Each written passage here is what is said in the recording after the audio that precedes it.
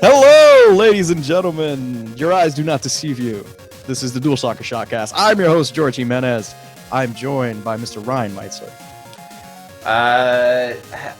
I'm just trying to avoid spoilers at all costs for Star Wars before I see it. It's like. Did you get to? When are your tickets? I'm going to see it twice. I'm seeing it this Saturday. I'm seeing it Saturday night.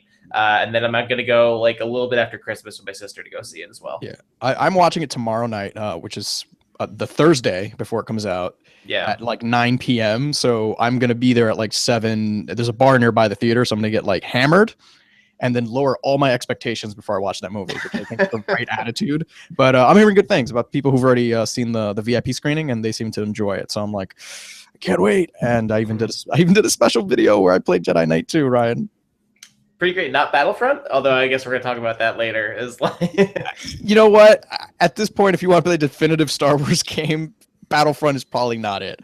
I mean Rogue Squadron. That's my vote for the definitive Star Wars game ever. So you know, I'm a KOTOR guy, but that's fine. I have to each their own. You know what? It's I'm hoping with Rogue One next year we'll get a Rogue Squadron 4, and I'll be super happy, and it'll be amazing. But it probably won't happen. And I'll be disappointed. It'll be Battlefront DLC. It's like the Blue X-wing. How about that? And I'm like, oh yeah, what did you do to me?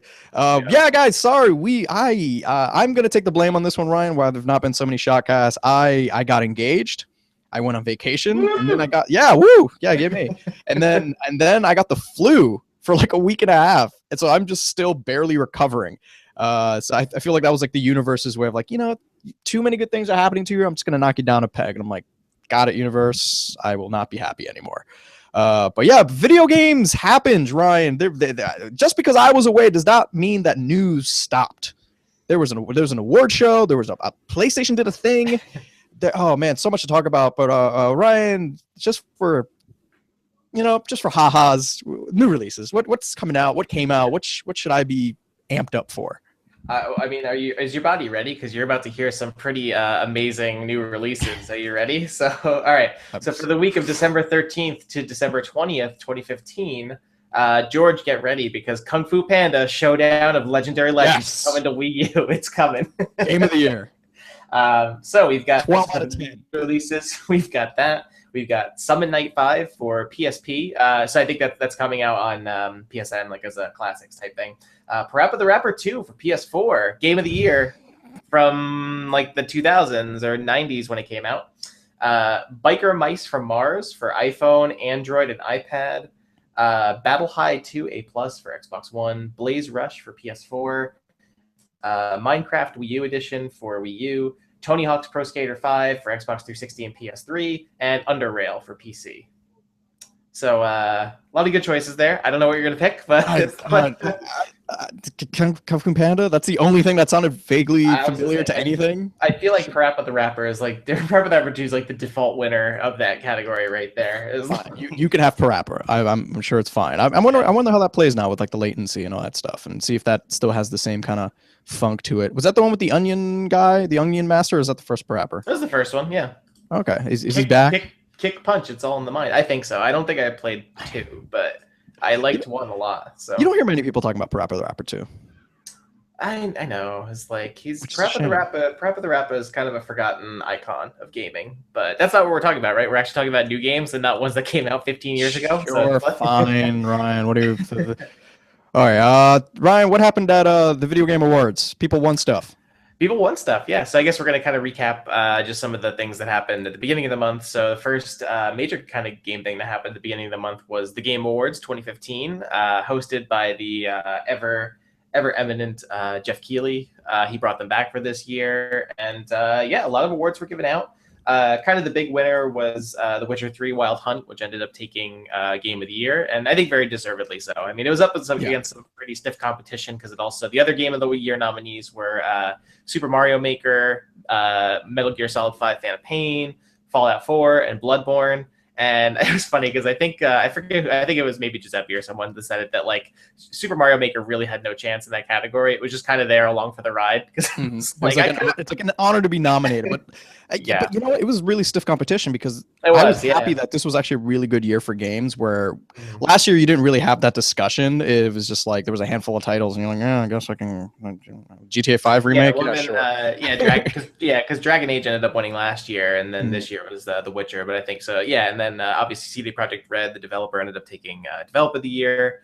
But they did a pretty good job, I think, of kind of diversifying, giving everyone a little bit of something. They ended up winning Action Game of the Year. I'm trying to think what else. Her Story also did really well as well. The small downloadable indie title that ended up winning, I think, Best Narrative and Best Performance. And then while they were there, they also had, because the Game Awards is kind of a big sort of celebration of gaming and giving awards, but there's also a lot of the kind of the publicity and the advertisements and kind of reveals and stuff. So we saw a lot of trailers, like they showed, I believe they showed some Uncharted footage. They also revealed a couple new games, things like that. Kind of the big surprise, controversial sort of event of the night was Jeff Keighley ended up revealing that Hideo Kojima, who was obviously nominated as part of Metal Gear Solid 5, was not actually able to attend the event because he was basically told by Konami's legal team and lawyers that he couldn't attend the event because he's awesome. I feel like like really running for like worst company of the year. And it also shows like the level that they kind of don't give a shit. Like almost like their opinion on AAA games, where they're just like, we're just not in AAA. We don't want AAA games developed anymore. That's not our bag anymore. So we don't care how we look.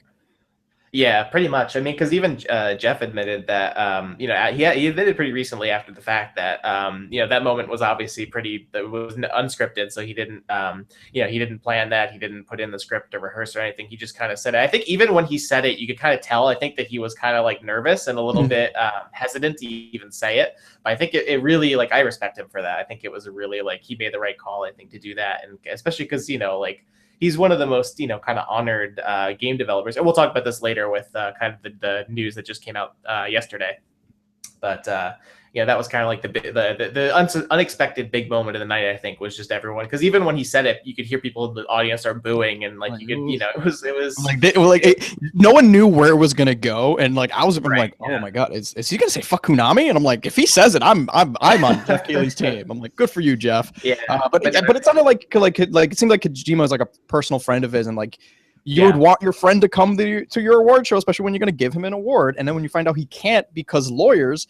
Yeah, I could see why Jeff Keighley is, upset, because, this is his show. And like, if Hideo Kojima was on stage accepting an award for Metal Gear Solid, people would have loved that. And then you don't have that moment. And like, I mean, obviously not fair to Kojima, but also not fair to Keighley, whose show it is. And he's like, man, that would have been a great moment with Kiefer and Hideo Kojima just looking at each other like, oh, that's what you look like. Okay, cool. Because I don't think, in my head, I'm like, I don't think Kiefer actually met Kojima. I think he just got his script and like he read his grunt.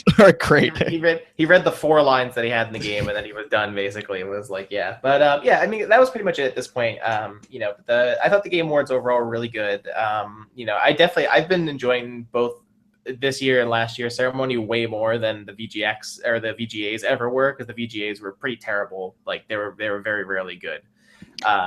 Yeah, I mean, the problem with the VGAs was they were on Spike, so you had to, you got it's big commercial show, but you had to sell that to like a network, and in order to do that, you have to pack it in with like celebrities and just random nonsense in there. Where it's like, hey, Samuel Jackson's gonna be in it. He really has nothing to do with games, but his name, and it's like, oh, okay. So I feel like you have to make a lot of concessions for that. That was the big problem, I think, with the VGAs for pretty much their entire run. They ended up getting, and they kind of were ended and dropped after the VGX in 2013. But I think, mostly because they were basically run by people who didn't really care about games, or that didn't have the same passion for it that obviously like Jeff Keighley does. And you could see it in every step of it. Like the Game Awards feels like a show made for gamers, and that's a good thing. That it's not like the VGAs where they were basically a glorified, 2 or 3 hours of commercials were like occasional awards in between, was basically what they felt like. Whereas this feels a little bit more like a legitimate, sort of like trying to be more legitimate and sort of catered to gamers. And it was different because it was streamed, so you didn't have those like network constraints or like those concessions you have to make. It was like sure, you have to break for commercial here and here and here. I think the Battlefront stuff was weird. Every time they cut to like what was it, I Justine? Yeah, it was I Justine, and she was kind of talking with people after the awards. That was definitely weird. That was obviously very much a paid. That was definitely like a paid thing from EA or something. Because it was literally every time. It's like, hey, every time.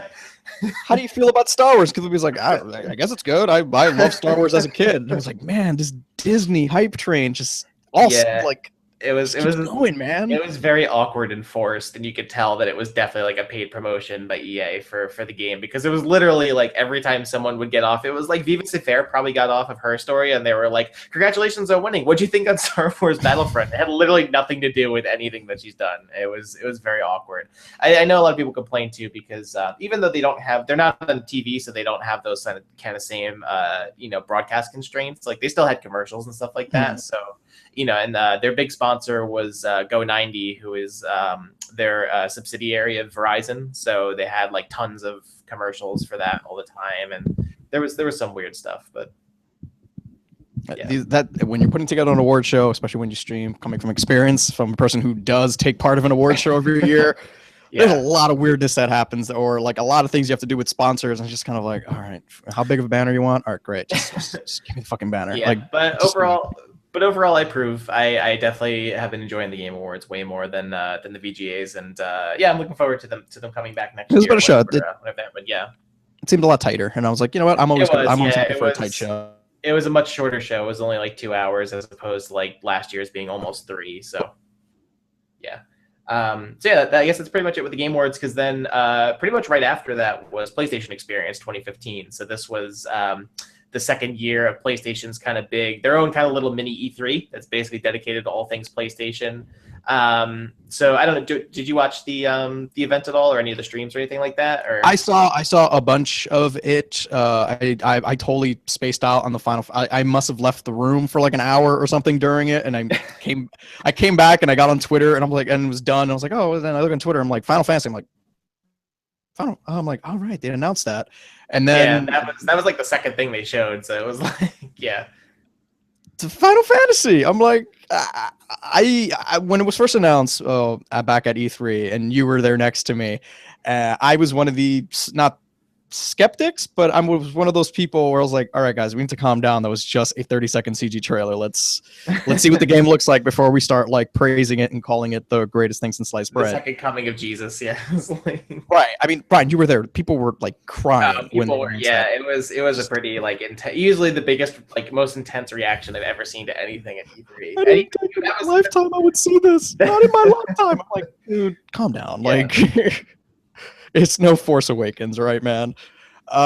So what'd you think of it? I just let's take a minute or two and talk about Final Fantasy VII, because I know that's always a talking point. Even now, people are still talking about that, the trailer, and then the news that came out afterwards about Final Fantasy VII remake.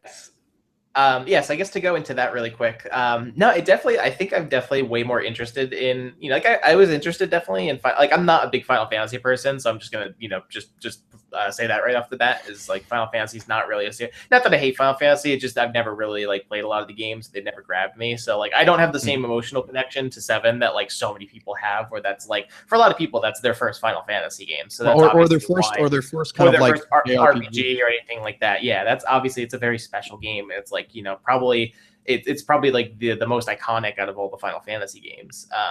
So I don't have the same connection, but obviously I see why people are so attached to it, and why the remake is like, people were literally crying at the award show, at the E3 when it was announced. But I was actually surprised about how much more. I was just expecting another like CG trailer, so I was actually quite surprised we got to see like our first glimpse of gameplay. A little rough, like obviously like you could tell like it's early, like it's because the frame rate was not great, and but it looked really nice, and the animation, like, okay, they're doing it, like it's gonna happen. It looks like they're going with the fighting. It looks like they're going with the fighting style of like like Lightning Returns or like Kingdom Hearts. It's a very active kind of move your guy around, and then you can switch character. That was probably the biggest thing, was that they're switching to more of an action RPG sort of system rather than turn-based, which I actually really appreciate, and I'm way more interested in the game now, because I don't really play a lot of JRPGs, and I'm not necessarily a fan of like turn-based or anything like that, just because I find the gameplay too slow. And it's just, the turn-based stuff was kind of like a product of its time. I was like, that's just what all JRPGs were at that time. So I think that was a smart decision, just because I feel like menu-based combat doesn't really translate well now, or just people are just kind of like you can other than by watching that. Yeah, I think it's a smart decision, because I think it's, if they just literally translated the game and made it a prettier version of the original game, that's a waste of time, because it's like, well, if you want to just play that, just play the original game, like, like, versus like I think they're doing a good job of like, they're getting because they're getting people in that want to relive sort of the experience, but still giving enough of a new experience that it'll feel different. Story, and I think it also probably not. And I think it also does something for people who are like kind of like Final Fantasy fans in passing, where they were just kind of like, oh yeah, I heard about this game, but like this was 10 years ago, so I really can't play that original because it's hideous compared to today's graphics, or like it just doesn't do anything for you as it did, where it's like my first JRPGs, and I was like, man, this is something else. But then again, I was maybe like 13, 14 at the time, and it's just like nothing is ever going to be better than like the first time you play that game. Yeah. Like you have that memory in there, so it's like, yeah, they have a lot to live up for. Right. I'm not even like happy. I think Final Fantasy VII has its problems, because man, that game does have its problems. But at the time, you just kind of overlooked that just because of the spectacle and the production value, and you're just like, you've never seen anything like that before. So yeah, you're willing to make a lot of concessions just to be just blown away and take it to this other world. But yeah, you look back at it now, I'm like, oh my god, what a polygonal mess. Why doesn't anyone have a mouth? I looked at the pictures of like Cloud, and he's got his giant like ham hock arms that are like logs attached to them. It's just like, yeah, it doesn't look great now. So yeah, but overall I was really positive, and I'm looking forward to see more of it. I mean, obviously it's still quite a while away, but sort of the big sort of controversial news that came out very shortly afterwards, and not announced at PlayStation Experience, and probably for good reason. Not. So Square ended up announcing a couple, like kind of like a day or two after PlayStation Experience, they're going to be delivering Final Fantasy VII Remake as sort of a multi-part, like not, I don't know if it's going to be like episodic, like Telltale style episodic. No, they were very multiple. They were very specific by not saying episodic. Right, they're saying multiple parts. So so it'll probably be like Final Fantasy VII Remake Part 1, Part 2, Part 3. However many parts they end up dividing it up, we don't really know yet, but. I don't necessarily think this is a bad thing, though, because realistically, like, they're saying, like, like a lot of people, the cynical people, I think, ended up saying, oh, they're doing this because they want to get more money out of people, which, obviously, I mean, they obviously, they could, because, if they could release, because all they really said was that each part of the game will be equal to like a full length game. But like, we don't really know what that means. Like, we don't know how long that 30, could be. I mean, by which standard? Hours, like 100 hours, 60 hours, 30 hours. That could mean anywhere from 10 to 100 hours. So that really isn't that, not really that helpful there. Ryan, let me ask you this. Do you think they're going to do the approach that they did with like Final Fantasy 13, where in 5 years they released Final Fantasy 13, then 13-2, and then Lightning Returns? That is actually, that's a multi-part. That is Final Fantasy 13, a multi-part game when you think about it. I don't know. I mean, it's harder. It's harder for something. I mean, how many years were between, like, what, 2 or 3 years between each of those? Yeah, games? I think it was 5 years. 5 years total. For around 5 years to come out. I mean, if it'd be interesting because I don't think they're going to use the Telltale model where it's just going to be a game a month or a game every other month. No, because the way they're making it sound. Because the way they made it sound was like, we have to split this game up because this is the only feasible way we can do this. Yeah, I mean, because otherwise, like, I'm not necessarily like mad at the multi-part thing, because realistically, if they were to try and release this game all in one thing, it wouldn't come out until 2025 at like the earliest. Like, it would just not come out for like 10 more years. I have a feeling the first game is going to be Midgard, right? Yeah, Yeah, that makes the most sense. But I think it's I the way I see it is that like okay, like maybe yes, they're dividing it up so that way they can get more money out of people, and so they can because realistically they will make a shitload of money off of this game. That's like not a guarantee. But also so they can get it out to people faster because they know that people will get impatient. Like so I think that they could realistically probably have the beginning of this game or like probably ready. I would say 2017 to get in time. Probably I would think that because of that would be the 20th anniversary of the game coming out.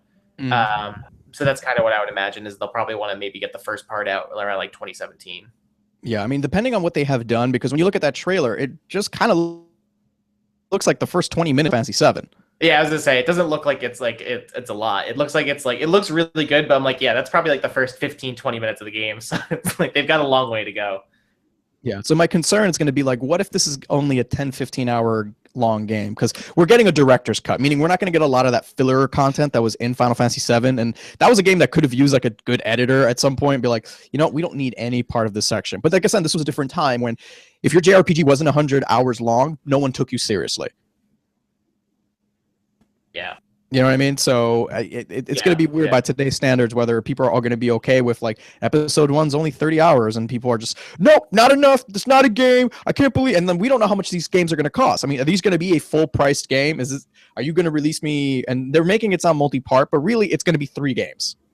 Yeah, I guess that's probably what's going to end up So when happening. you say it's like a full length game, that means you're going to charge me the full price of you're going to charge me a full $60 for this. And by you telling me that, you're telling me that like okay, I'm expecting 50 hours in this.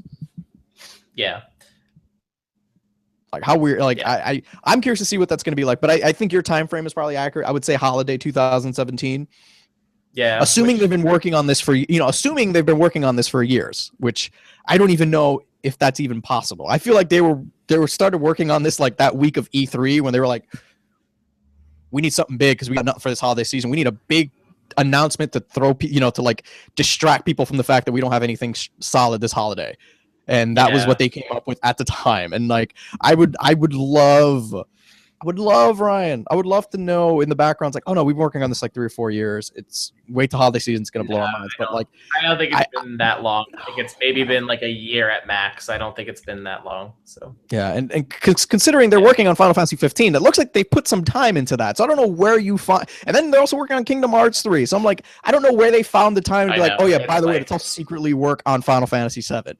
I'm like, are you just making these people work 30-hour days? Like this is insane. I know. It's like it's especially that's why I'm not quite like I would rather they just like finish 15 because 15 is supposed to come out next year. And Kingdom Hearts we still don't know. Like Kingdom Hearts is still I don't know whenever. So we'll see. So anyway, so there was that, and we got to see. So I guess just going back to PSX, so we can kind of keep things moving.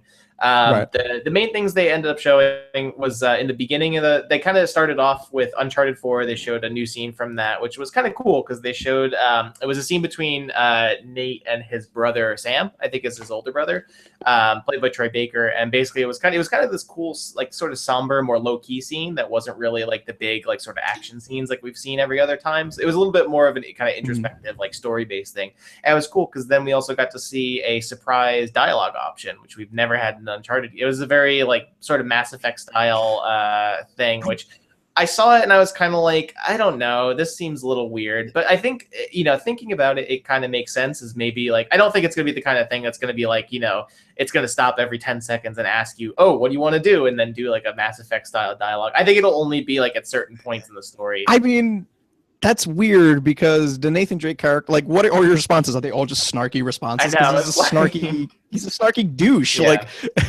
Like who's not gonna pick that option? Like, no, I'm gonna pick the good guy. I'm like, no, the Nathan Drake I know doesn't take anything seriously. Yeah, and is a sociopath. So just be like, no, like I'm going for the light side choice. Like, no, bro. Like, just say something sarcastic and move on. But I think because for me it would be interesting because normally when I play Uncharted games, they're kind of one and done deals for me. Like I kind of just play them and then that's it. I don't really. Maybe I'll go back and play them one more time. But other than that, they're very linear games. So I think this will be nice to add a little bit more replayability into them, maybe to see how events play out. So let me ask you this: do you think, now that and it was delayed and stuff, do you think they're going to go like the Tomb Raider route and turn this almost into like an action RPG where is Nathan Drake going to have stats now? Like, If you're showing me a dialogue system, that means you're going to be talking to a bunch of people that you maybe don't have to talk to. No, I don't think it's. I think it's purely just for like you can do slight divergent. I think it's still going to be very linear and be very Uncharted. I just think it's going to give you slightly different paths you can take to be like, oh, maybe like instead of doing this, he'll like do something like, I think it's going to be very basic. I don't think it'll be very, very complicated, especially because of how soon the game's coming out, because it's coming out in 3 months. So, oh man, yeah, but how great would that be if like it was like an RPG and you go into the little hub city and you're like learning archaeology things from like NPCs and then asking them questions. I think that's too much for what we expect from Uncharted, but I'm still excited to see it. So that was the first thing they actually kicked off with. Then they showed us Final Fantasy. Then they kind of moved on. They did some more Street Fighter V stuff. They revealed a new character. They revealed the upcoming, I guess, sort of DLC characters that'll be coming after the game launches. Then from then on, I felt like this PSX was a little bit weird compared to last year's, because they definitely it was very heavy on sort of smaller indie titles and VR. PlayStation VR was definitely like, I feel like, the focus of this event. So it was mostly stuff like they showed the I think my favorite of those games being the 100-foot robot golf, which sounded really crazy and fun and wacky, kind of like Rocket League, but like with giant robots and and playing golf, like Gundam style. It was pretty crazy.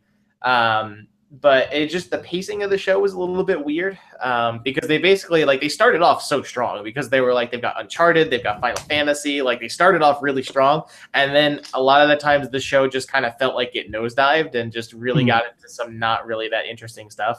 I don't know if it was like, maybe they had to do it for programming purposes. It's like, we have to kind of be like very top heavy just to kind of keep people in for that 15. I don't know if there was some weird like metric happening where it's like, as long as we keep people tuned in for like 10 minutes at least, like we get this much money from our stream provider. Like, I feel like that's why they kind of had to pack all the good stuff up front and see how long they can keep people through. Like, I would love to see like numbers wise, like where like viewership took a nosedive and like where it took a dive. I don't know like what part of that show made them the most money. You know what I mean? Like, and then they buy those media packages. Like, to me, that's always super interesting.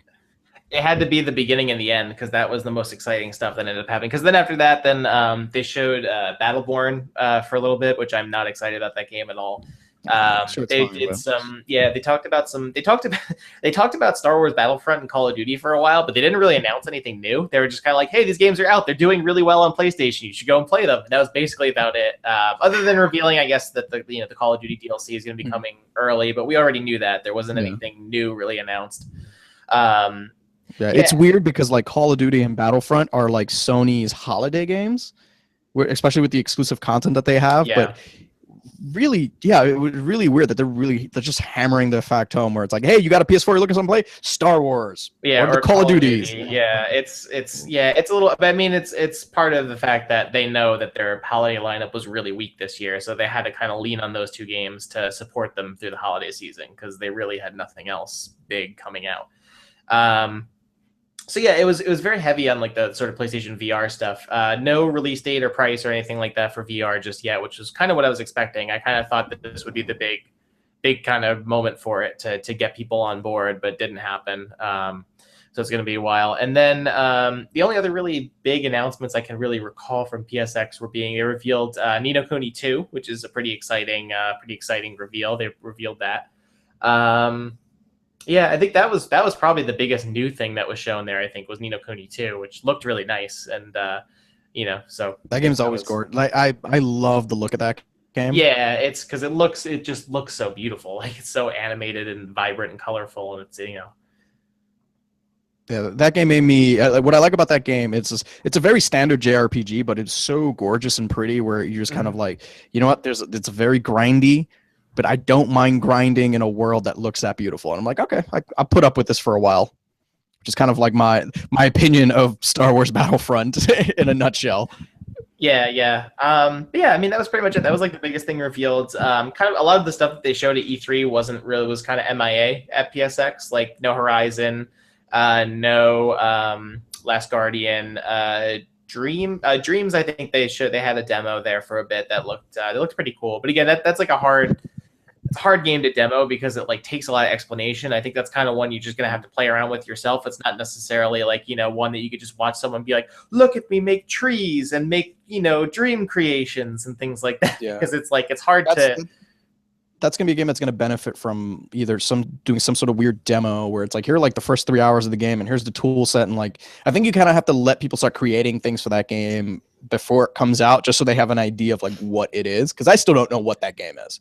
Yeah, I mean, the way I see it is it definitely seems a bit more of a creation tool than it is like more of a traditional sort of game. So I think it's definitely more, I think it's more like Little Big Planet, but if you stripped away a lot of the sort of, you know, because a Little Big Planet, even though it was heavily focused on creativity and making your own stuff, like there was still levels and a campaign you could do on your own. I feel like Dreams is going to be a little bit more abstract and be more about just the general sort of making all these crazy things and things like that. But you know, I keep hearing really positive things about people who play it. You know, because even I remember reading some previews at other sites that have said like, this is the best thing I've ever seen in a PlayStation event, and like things like that. So really, really positive. So again, I think it's a game that doesn't necessarily benefit from a big, you know, conference demo, but like something you kind of just have to get your hands on, experiment, and play with. So that's maybe what we'll see. I guess, yeah, anything else from PSX, or we can kind of move on? Yeah, let's move on. Because like I said, it happened so long ago, but I was like, oh, we should touch upon it and talk about it. Yeah, so, that's pretty much it. So Ryan, what happened this week? What was the biggest piece of news? The Super Smash Brothers Nintendo Direct was obviously the best. Damn it! You set yourself up for that one. Why did I do that? Oh. You know what, Ryan? I told you earlier. I will give you. I'm in a great mood. You know, I don't look it. I am actually in a fantastic mood. So, Ryan, I will. Well, to be fair, this did happen before the actual big piece of news. So let's get this out of the way first, I guess. Go, Ryan, anyway, the floor is yours. So, tell me about Smash Brothers. Sure. So Nintendo had another Nintendo Direct, and basically this was their final. Don't worry, this is the last time that you will ever have to hear me talk about new Smash Brothers stuff. So Nintendo had their final Smash Brothers Nintendo Direct, or at least their final one that was focused solely around Smash Brothers. But from previous sort of statements and stuff like that, this sounds like this is going to kind of be the last dump of new content, you know, like post-launch content coming to Smash Brothers. So sort of the big things were they previously announced that Cloud from Final Fantasy VII was going to be joining the game, and he released. So he's out now. I actually started playing with him a bit this morning, and he's quite fun. A little stupidly overpowered in some aspects, but he's still pretty fun. Well, he's got a big sword. What are you telling me he's not over? Of course he's going to be overpowered. What's his super? Is it the Omni Slash? It is Omni Slash. Yeah, that is Omni Smash though. No, it's Omni Slash. Don't worry. He kind of plays to me a bit of a mix of Ike and Little Mac. Is like he's a very sort of like ground focused character. So like he's much better on the ground. His aerials kind of suck. His recovery is terrible. So he's one of those characters that definitely like if you get knocked him out of the stage, he won't be able to get on very easily. But if he's on the ground, watch out because he can do some damage to you. Because otherwise he's a mix of kind of like he's a very fast character but very strong, which is maybe he might need a little bit of balancing there. But anyway, so Cloud is out. You can play as him now. Get on your 3DS and download him. He's cool. And then Nintendo also revealed some new characters that are coming to the game. So the two new ones, the first one, Corrin, or as I like to call generic Fire Emblem character number 6, because the game has way too many Fire Emblem characters. So Corrin, it sounds like Nintendo is just owning up that franchise. Like, no, Fire Emblem is ours. I know, yeah. Yeah, we get it. Like, it's a game that does well for you, but like, you have other characters to pull from in other games. It was. So they announced him as the first new character coming. So he's actually going to be from Fire Emblem Fates, which is the new Fire Emblem games coming out, I think next year. Mm-hmm. He's going to be one of the characters from that. He seems pretty cool, but again, it's just like it's hard for me to care because I don't really know the character very well because he's in a game that's not even out yet. So it's obviously they're putting him in there to kind of drum up people getting interested in the upcoming Fire Emblem games. And also just because, like I said, is like they already have 5 other characters from Fire Emblem, so it's kind of hard to care. Like unless they really make him, he seems like he'll be pretty different from most of the other characters, but it's hard because it's like, well, they've got all these other characters in there. But anyway, and then the other exciting character they announced was Bayonetta is going to be coming to the game as well, which is pretty cool. I wasn't, I know she was one that like I was kind of hoping for, but I wasn't sure if they would put her in there because she's kind of, you know, she's a little risque for Nintendo. But you know, it's like. Sure. But apparently she was the so Nintendo a couple of months ago they did a poll like sort of requesting fans to say, okay, who's the most requested character that you want in this game? It turns out Bayonetta was the number one, the number one character among the votes. It was pretty funny in the direct because they had this little asterisk that said like among most realizable characters. So I guess they were just, I guess they were just like, you know, like, okay, guys, look, Master Chief is not coming to this game. So it was basically like something probably stupid like that. Stop asking for Superman, all right? I know, but it was God. That's kind of why I felt Nintendo had to put that there, because they were like, look, guys, Master Chief, not going to happen. So anyway, yeah, so she's coming to the game. Corrin and Bayonetta are both coming in February of next year. And she seems really cool because she's, you know, she's going to play pretty similarly to how she is in the games, where she's very combo heavy. And you can do like each multiple hits. So you can make some pretty ridiculous combos with her. But yeah, I'm most excited to play as her. It'll be fun. And that was really about it. That's, you know, that was kind of the main thing, is they added some new costumes and stuff like that. But that was basically kind of the gist of these two new characters, some new amiibo, stuff like that. You know, which is kind of nice. Like, I think they had some cool surprises, but I am kind of sad that, you know, this is kind of it for Smash Brothers DLC. But we got a lot of good stuff, so I'm okay with that. So sad. I know. It's like, we're done talking about Smash Brothers, George. It's over. It's like no, because you're going to talk about them in February again when Bayonetta and Corrin come out, and you're like, oh my God, they're so good. Look at over. Oh my God, she's like Bayonetta. Look, she's got like a million hit combo. She's awesome, George. I'm like, God damn it, Ryan. I know. That's what I'm going to say. Time to be your friend. We'll call it in February. All right. So now we move on to the big news of the week. You can take this one. So. Oh, yes. The drama continues with Hideo Kojima. So it turns out Hideo Kojima is not on vacation at Konami, as Konami stated previously. He actually formally left the company only to form his own studios, Kojima Productions. Yeah, it's Kojima Productions. Right. I guess Konami owns Kojima Studios, so. Well, no, it was originally called Kojima Productions. I thought it was Konami Studios. No, I mean his company. Yeah, I thought it was. So anyway. But yeah, Kojima Productions is this thing that's happening, and they announced that they are partnering with Sony to produce a PlayStation exclusive franchise. Yeah. Well, I think it's going to be PlayStation console exclusive, but it will come to PC later. Right. But for in terms of console stuff, yeah, it'll be coming exclusively to PS4. Yeah, PS4 and PC, which is they give no indication of what the game actually is. They just say they are working on a franchise. So we already know it's going to be a multiple something big that they're gonna either like annualize or. I guess something completely new. So yeah, or Revengeance awesome. Too. Revengeance. Let's go back to the Revengeance universe. It's exactly. Yeah. I hope that he has it in writing that he can't touch anything Metal Gear, meaning like can't touch anything about Snake, Big Boss, Venom Snake, Punish Snake.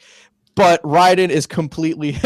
I hope Konami said, you know what, you can fucking have Raiden. All right, just fine. You want to make that? Go make your stupid robot slicing simulator. You can have Raiden. And I hope Kojima left there and goes, you know what? I'll take Raiden, and I'll show you. I'll show you my power. Yeah, so it's gonna be interesting to see him at hopefully that we'll have something at E3. I'm guessing he's gonna have a tease. There's gonna be a teaser of whatever he's working on at E3, or they'll just get him onto the stage, right? Yeah. Yeah, so obviously this was all kind of the result of the kind of ongoing drama that's been happening this year between him and Konami. That's been pretty much since like March or April of this year. So yeah, Kojima officially, I guess, sort of revealed that his contract expired on December 15th, which was yesterday. And it was funny that, like, you know, literally he couldn't wait more than like, you know, less than 12 hours before revealing what he was doing next. Because then PlayStation revealed a video with him and Andrew House making this announcement and just hanging out. And Andrew House surprisingly speaking very fluent Japanese, which I was very surprised at in the video. I mean, I guess you had to, right? Yeah, I guess you had to. When you know some words. Yeah, but work for Sony. Yeah, so obviously it's very early. We don't know what it's going to be. I think it's really exciting, and obviously this is like the absolute best case scenario for Kojima, and especially for Sony too, because obviously like Metal Gear has been such a big part of PlayStation history, and like, you know, Metal Gear Solid especially was like one of the most iconic games that have ever hit the PlayStation. So it's kind of a nice thing that, like, you know, Kojima's now, you know, he's on his own. He can do whatever he wants, but now he's in a place that will know him and obviously respect him very much, you know, because of what he's kind of given to them. So I'm curious to what the project's going to be, and also if he is going to work with, like, you know, a Microsoft. because it's made it like it made it seem like they partnered up with Sony, but Sony doesn't own them or anything. It seems like a very kind of like Naughty Dog type of relationship where you're a studio that can technically do whatever you want, but we're going to flip the bill on a lot of this. So you're going to primarily make games for us. So who knows? I mean, I wouldn't be surprised if there's they have their Sony game and then they have their third-party game that shows up on everything. That's true. I mean, it could end up being like, could end up being like Insomniac, because obviously Insomniac did Ratchet and Clank, and then they ended up doing Sunset Overdrive for Microsoft. So obviously it's possible. Right now, obviously, it's clear he's going to be doing stuff for Sony for a little while, and then maybe after they're done with this project, then might move on to something else. But we'll see. It was pretty funny though, because my friend tweeted out, he said when they made the announcement where he said like Kojima Productions, a studio by Hideo Kojima, a game written by Hideo Kojima, written by Hideo, and they just went on, and it's like, yeah. But it's really exciting though. I'm happy to see this happen. Yeah, I was happy to see that like all the drama at Konami didn't turn him off in video games, because if I were him, I would have been like, man, video games are a headache. Like one minute you're making a high profile game, next minute you're on vacation in quotes, and like, you could, like, man, I don't want to be a janitor. I don't want to be demoted. Like, what is going on at Konami? I don't know if this is a situation at Konami. Like, are there heads rolling at Konami, or just kind of like, you know what? He's PlayStation's problem now. I hope they have a lot of money to burn because the man costs money. Yeah. No, I mean, obviously, I think it won't be as much of a problem because Sony's way more open to that sort of creativity and things like that. I'm sure they will give him the time and the money he needs to do that. Yeah, but you know what? PlayStation needs some fucking exclusives, so they're gonna be like, "Hey, Kojima, you've got a year, not 5." Like, I wouldn't be surprised if they do. And I want to see Hideo Kojima do like a low budget like horror game. So Silent Hills, but not called Silent Hills, is like, give me something similar to that, like first person, like even if that game is, even if it's an indie game, you know what I mean? Even if it's like an indie level, meaning like this, it's only a $2 million game as opposed to an $85 million game. You know what I mean? Yeah. And then he can bang that out in give it to him, let him bang it out in a year. Like, I want to see what he can do on a timetable. You know what I mean? Because I feel like if you give certain people all the time in the world, they're going to take all the time in the world. But some people work better when you give them like, no, dude, it's got to be done by this date. All right. Like, figure it out. And some people work really well under that pressure. And I would love to see Kojima do something small. You know what I mean? As much as I love seeing his big stuff and like his take on like, Metal Gear Solid 5 was his take on an open world game. And it was fun and it was creative and I really dug it. But yeah, I want to see him just tackle other genres and like games of different scope. Mm-hmm. Because I want to see what else he's got up his sleeve. Because he's working on a game. That's great. Like, yeah, give me the ride and dating simulator. I don't care. Like, how fun would that be? Like a dating game set in the Metal Gear universe. Next year, Hideo Kojima is gonna come on stage and be like, "All right, I announce Hatoful Boyfriend 2, Revengeance." Hatoful Boyfriend. And if you have a bad date, Raiden like slices them in half because they're all evil cyborgs, and he just like rips their little robot heart and eats it. Like, how cool would that be? I mean, it'd be weird, but I want that. Yeah. Oh, stay open-minded, guys. It'll work. It'll be great. Yeah. I guess that's pretty much it for the Kojima thing, because obviously we don't know too much yet about what's going to happen. And we won't for a while. A lot of people were really excited about it. I mean, this was like this is a huge announcement, so it was cool to see. But yeah, I think that's it with news, I think, right? Or at least all the big stuff that happened. Like, of course, check out DualShockers.com for all the breaking news and any developments we have further about Kojima Productions. Ryan, I want to know what you've been playing. What have you been reviewing? You've done some stuff. What happened? So as of late, in terms of review stuff, since we last had a ShockCast, right now it's mostly been a lot of Telltale stuff. So I think the main things were kind of finishing Game of Thrones. I think we talked about that last time, maybe. But Game of Thrones, and lately it's been the last couple episodes of Minecraft Story Mode, which have been Telltale's sort of episodic take on Minecraft Story Mode. So the last episode I gave a 7 and thought it was pretty good. I'm not quite connecting with Story Mode as much as I have with some of Telltale's previous series. Like, I think, partly because I'm not a big Minecraft player, so I don't have that attachment to the original game, but also just because I'm not quite finding the story and the characters as gripping as the characters in some of their other titles, like Tales from the Borderlands and Wolf Among Us, Walking Dead, that kind of thing. but still pretty good. I mean, if you're looking for something fun and episodic, especially if you have kids or like have younger cousins, like a family, like it's definitely a much more family friendly sort of focused game. All right, cool. I'm digging the Telltale stuff. Anything else? That's it for review stuff. But in terms of stuff I've been playing, just kind of on my own right now, it's mostly just I've mostly been kind of catching up, I guess, to prepare for our upcoming Game of the Year special eventually when it'll happen. Hopefully next week. Yes. So I've been catching up. I actually last weekend I finished Until Dawn, and that game is hilarious, and I loved it. It was great. I mean, hilarious in like a scary, fun, goofy kind of way. Mm-hmm. But I loved that game. I thought it was great. So I think that actually may be one of my late kind of contenders, or at least on my list somewhere. Nice. So I played that, and I've been playing Batman Arkham Knight, which I can probably guarantee won't be up there. I'm not like super loving it. It's enjoyable so far. It's just literally every time that I get forced to go in the Batmobile, I just groan because I just do not like going in the Batmobile. You don't like solving car puzzles and pulling the little crane, and then you got to rev it up to charge it up, and I'm like, why? The Riddler's an asshole. Why would he do this? Yeah, there definitely been a lot of annoying like parts of the game so far like that. And also like the Riddler's puzzles are designed with the fact that he knows that your Batmobile can do that, but he's like, all the stuff you get in the Batmobile is all like new. You know what I mean? Like, there's no way the Riddler could have known that your Batmobile could electrically charge things when he was designing these puzzles a year ago. Like, I like, oh, no, okay, fine. I'm just surrender your brain. It's comic books. Yeah, pretty much. But yeah, I mean, otherwise I'm enjoying it, aside from those sorts of issues. But yeah, that's what I'm playing right now, just to kind of catch up on the year before it ends. So nice. Man, I've been disappointed in video games lately. First, I'm gonna start with Battlefront because I mentioned it earlier, and and it also is a very Star Wars themed. I wanted to do a Star Wars video, but prior to since the movie is coming out this week, I was like, what's my favorite Star Wars game? And I kind of ran down the list. I'm like, what should I, and like, what are some that I haven't played in a while? And I went like, oh my God, yeah, Jedi Knight 2, Jedi Academy. Yeah. I remember playing that game. Man, I remember how awesome that game was in 2002. And then I'm playing it again. And I'm like, man, this game is a hot mess. I was quite okay. So now the important question, though, Jedi Academy: do you go with single lightsaber, double lightsaber, or dual wielding lightsabers?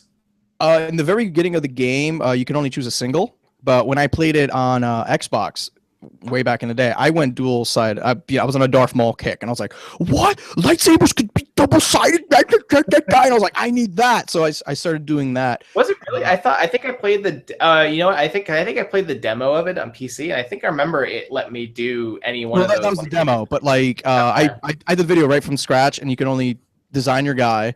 And I picked a Keldor, because I love what my favorite Jedi Masters is Plo Koon for whatever reason. I just feel like I like the look of him. He seemed like a really cool guy. And in the movies, he gets killed in like 3 seconds because he's like a great starfighter pilot. And then his starfighter blows up. But and then he's in the Clone Wars for a lot of episodes. And you actually like they flesh him out. And you're like, this guy's really cool. Him and like Kit Fisto. I was like, oh man, I like these guys.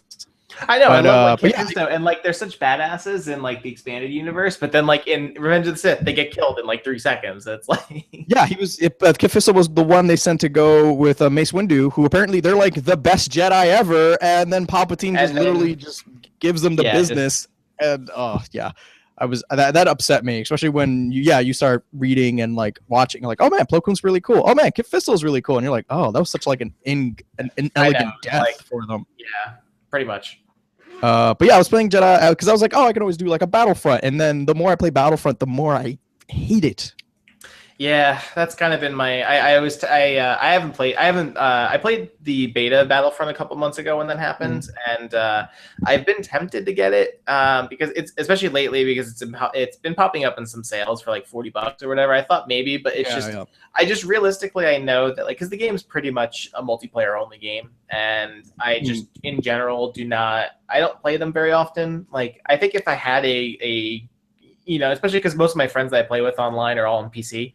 And if I had a group of friends that were actually playing or whatever, I might consider getting it. But really, there's no motivation for me to get it because I just know that it's something I'll probably play it for like a week or two and then never touch it again. So yeah, that game is really good at $40. For $60, that game has got issues. I like saying that there's no meat on the bone of this game. It's all very light and it's multiplayer focused, which I don't have an issue with it, but you have to give me more if you're going to give me a single multiplayer. It's just a multiplayer experience. You're gonna have to give me more than the handful of stages, like stages at night, or flip the maps around, do stuff.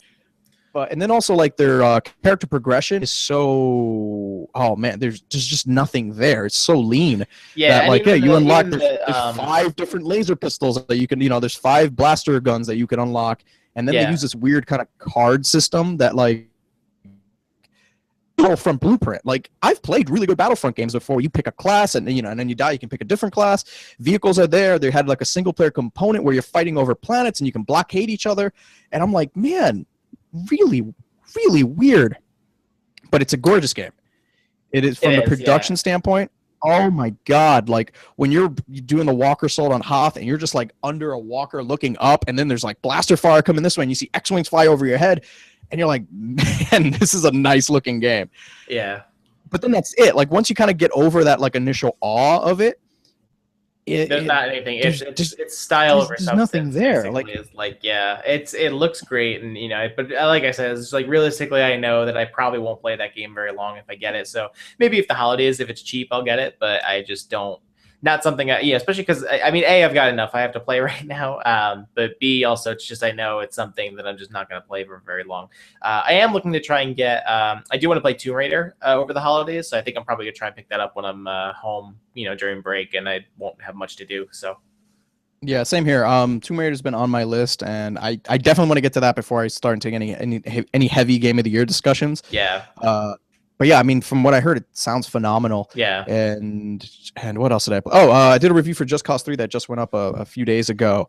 It is exactly what you think it is. It is a fun sandbox, make your own chaos simulator, and nothing else. Yeah, it looks fun, and I think I have the first 2 games on PC. I just never really got into them. But I'm just, especially because I feel like Just Cause is kind of like very similar to like Saints Row for me, where it's like it started out as trying to just be like, open world, like, GTA clone, or like open world, like kind of Far Cry clone. And, but then they kind of embraced their silliness and their wackiness. And then they just kind of, became their identity because, Saints Row was a lot like that. And then Just Cause is just like, yeah, you want to attach a helicopter to a jet and see what happens? Go for it. That's basically what's kind of happening.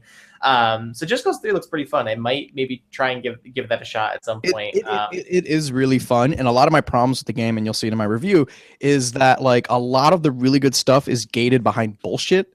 Meaning, like, if you want to get the thing that lets you do 6 tethers at once, or the C4 with the rocket boosters on it, then you have to do these dumb challenges that show up that are all super boring. It's just the same: get in a tank, blow up the space, or get to a helicopter, shoot enough points, or wingsuit. Like, if you want to level up your wingsuit, you have to do all the wingsuit challenges. It gets in the way of having its own fun. Yeah, man. It, like, gets in the way of having its own fun, basically, is like, pretty much. Like, and that's not what you want from a Just Cause game. Like, all you want to do is like, I would recommend get it on PC, unlock and just and unlock all the mods for all your gear and just go to town. And that's and I mentioned it's a great game to just like take really short clips and make fun GIFs and do all that. Like, it is a perfect game for the like modern day YouTuber or streamer where it's just like just create your own fun, make chaos, because you can beat all the levels just by playing it like a typical third person shooter, just like, oh, run, gun, grenade, blah blah blah. But that's not what you want. You want to tether the dude into the other dude and then watch him fly up into space, or you want to like ride the jet and then jump up and then wingsuit into the bottom of the helicopter and then attach C4 to him and then watch that spin out of control. Like, that's insane. But it's also entirely unnecessary. So I feel like you're really just limited to your own imagination, because if you just kind of sit there and like after a while and like, oh yeah, you do all that and you goof around, but I'm just like, I just want to be done with this game, man. I'm just gonna go and shoot and blow everything. I don't need to do all this funny, crazy nonsense. Let me just get into a tank and blow it all up and just move on with my life. And I was playing it on PS4, and those load times are bad, Ryan. Yeah, I've heard the console performance is not particularly good, and that the load times are pretty bad. It's like bad. I mean, my load times range from 30 seconds to like 4.5 minutes. Yeah. Especially when you want to, and then like, you know, they force you to do these challenges to unlock more goodies. So you have to keep retrying it because the higher the score, the more gears you get, and the more gears you get, the quicker you unlock modifications. So you try something the first time, you get 2 gears, you're like, oh, I can get 5. Let me try this again. So you hit retry, and then you're waiting like 2 minutes, which is like not what you're for, especially in those modes where it's like, oh, just keep doing it till you get it right. Waiting 2 or 3 minutes in between a load screen is crazy. And there are times where like I hit like the 4.5 minute mark, and I'm just kind of like, it's still not loaded. So I would have to quit out the game, boot it up again, and that would load quicker than those load times I was dealing with, which was like inexcusable for a PlayStation 4 game. And I hear the Xbox One version it's even worse. And I'm like, how does that even get published that way? Like PC, I heard not so much. PC, it's more dependent on your rig because it is kind of like you need a really decent PC to like kind of run this game, but the load times I hear are just perfect. It's all dependent on your equipment, and you'll hit 15, 30 seconds and you're in. But man, those console load times are just bad. And then to the point where I wasn't even retrying challenges anymore. I was just like, you know what, let me just do it once, get as many as I can, and just move on with my life. And then all of a sudden, so now I'm dragging this out more because I need 6 gears and I could have done 5 and then just 1 here, and then I'm getting 2. Oh man, it was bad. And which is a shame because the game is actually a lot of fun. Yeah. But it's just so much busy work. Like, in order to progress in the story, you have to like unlock provinces, and provinces are made up of like a bunch of little settlements and bases that you go in and have to liberate. And by liberating, you have to go in and take down all the general's propaganda. So there's posters, you got to take on his police station and take that over, and then the speakers, and then you got to fly over here and turn off the propaganda machines and the vans that drive around, and you do that in all the bases. Yeah, I think I would like to get to it at some point. I think part of the problem too is just because like this year was so heavy on open world games and these massive, and especially because the last couple months I've been playing like nonstop open world games between, Metal Gear, Mad Max, Fallout, and I just kind of like, I need a break for a little bit because these are some, like Batman, I think there's enough linearity that can kind of get away with that. But like, it's just, I think lately I've just been like, okay, I need to take a little bit of a break from these epic, massive open world games where there's just like so much to do. So let's play Rocket League, Ryan. That's been my game of the year so far. Rocket League's pretty great. It's an amazing game. Rocket League is awesome. Man. Rocket League. It's pretty good. And what else am I playing? So I'm still on my Star Wars kick, so I'm gonna play more Star Wars games. So I'm playing a lot of Knights of the Old Republic, the RPG, the Old Republic RPG, because they had that new expansion. I'm still kind of kicking that around, seeing how that is. Jedi Knight 2, I think I did a video for it, and I think I'm gonna finish it off. I'm gonna do like an entire Let's Play and see the adventures of Jaden and Kyle Katarn, and I'm just like, oh man, I remember seeing, and I forget that Kyle was in the game, and so when I saw him, I was like, oh, meet your master, Kyle Katarn. I'm like, all right, good for you, Kyle, you're still in this. So I think I might do a multi-part video for that, just to kind of see how it ends. But the way I ended my video, I was doing one level, and I just had no idea how to beat it. I was like, at the end of a train, I'm like, how do I stop this goddamn train? And then I died, and I'm like, oh, that's the end of this video. But I'm gonna figure it out, and then I think I'll see how that turns out. And if not, maybe I'll do a different Star Wars game. I was thinking Republic Commando next. You could also do Rogue Squadron, the best Star Wars game ever made. All right, settle down. Go play some Smash Brothers or something. But no, because I want to go like way back in like the way back machine and like because I think that was a good idea. Maybe some Dark Forces. It's funny that you mentioned because I bought Republic Commando at like the beginning of the year because I'd never played it before, and I tried like maybe 2 or 3 weeks ago to play it, and Steam will just not let me run it for whatever reason. It's just I keep trying to open it, I try hitting play, and the game just crashes. I'm like, all right.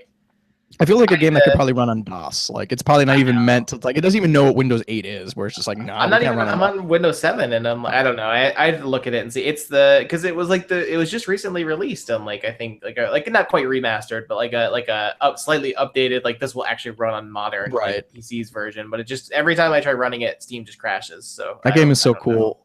One of my favorite things was when you like punch something in the face, like when you punch like a Genoshan in the face, and then like it's green blood, it gets on your visor, and then you see the little whoop whoop, and it wipes the blood off your thing. I'm like, that's a cool game. Your blood windshield wiper, basically. Yeah, it's so cool. And then you can like give out orders to people, and I'm like, this is awesome.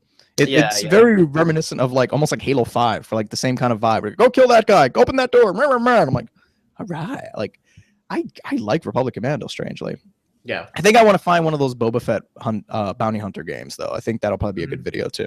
I don't think I ever got to play Bounty Hunter, but that was one I definitely wanted to try because it seemed fun. Even though, like, I think it's probably not the greatest one, but it's you know, and it's funny because I was looking at reviews for Jedi Knight 2, and I was looking at like PC Gamer 9 out of 10 and blah blah blah. Everyone's like such high marks. I'm like, oh man, did I forget how good this game was? And I'm playing. I'm like, nope, not a good game. This game control like your Jedi. He controls like you're just walking in mud. I know, yeah. It's like that's like how most PC games are at that time, where your characters were like, you know, like if you just rotated the camera down to where their feet were, they were probably standing a good like foot or two off the ground. Yeah, it's really weird. And I remember in my head like the lightsaber combat being like way more epic and like they clash and stuff like that. And then like you fight your first Sith and we're literally just kind of waving the swords around at each other. And then like I just need them to, because if you just hold your lightsaber out and like if you just hold it out and walk it into people, it kills them. So I was literally just trying to like walk around and like circle straight from, but just like poke. It was the ugliest lightsaber fighting I've seen in so long, because it literally was just like I threw my lightsaber, oh, it's behind a corner, so I gotta go like turn this way to get it stuck from behind that wall. And man, I was enjoying it, but I'm like, wow, this is not a great game. Mm-hmm. Yeah. I miss the good old days. Remember when you first get that and you're like, man, this game is awesome. And I'm like, going back, I'm like, yeah, I was an idiot.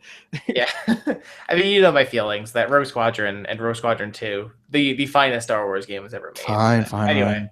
Yeah. I think that's it, Ryan. We will be back next time with a full panel going over Game of the Year. I'm going to bring up some Game of the Year topics, like best music in game, or like best use of, I don't know, the unicorn sex or whatever. I feel like Witch is going to win a lot of awards. Witch is going to just win a lot of these categories. Maybe best open world game. That'll be a big hot discussion. So I don't know. What about the best beards in video games? There's a lot of competition this year. That's true. Mad Max got one. Geralt can have one if you want. Big Boss. Big Boss got a decent beard in there. You know what? That's not a bad category. We'll put that in the notes for next week. But yeah, I'm George Jimenez. That was Ryan Meitzler. Thank you so much.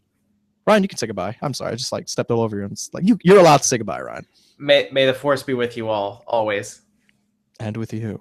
Thank you so much for watching. We'll be back next week. This was a DualShockers ShockCast. And make sure you go to DualShockers.com, because we've got videos, podcasts, reviews, all news, all that fun stuff. We'll see you next week. Bye, guys. George, I love you. May the force be with you. That wasn't the right quote. I don't want to talk to you. Bye, guys. Silly.